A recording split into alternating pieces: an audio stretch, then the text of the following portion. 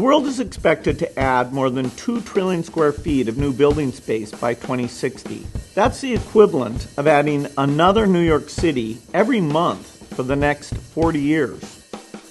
Many of these buildings will be made using cement, a massive emitter of greenhouse gases. But a company in Canada discovered an innovative way to reduce cement's carbon footprint.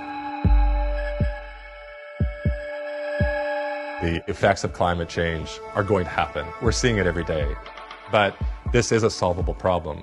Our industry can decarbonize. Cement is the glue, it's the active ingredient in making concrete, and is the product that we build modern society with.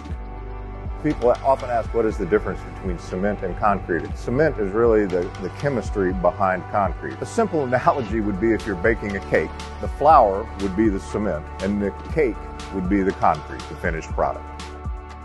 To make concrete, you dig up limestone from the ground, and then you run that through a kiln. Each pound of limestone that you put into this kiln, 1/2 goes up into the atmosphere as CO2.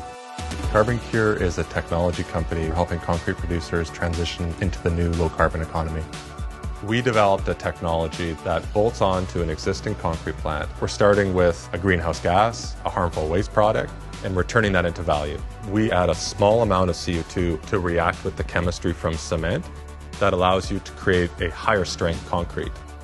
Carbon utilization is not just some abstract idea. It's not just happening in the lab. It's happening in the real world. The concrete industry has worked for years on sustainability, and so now we're looking for new technology. And CarbonCure sequesters that CO2 into the concrete, locks it in forever.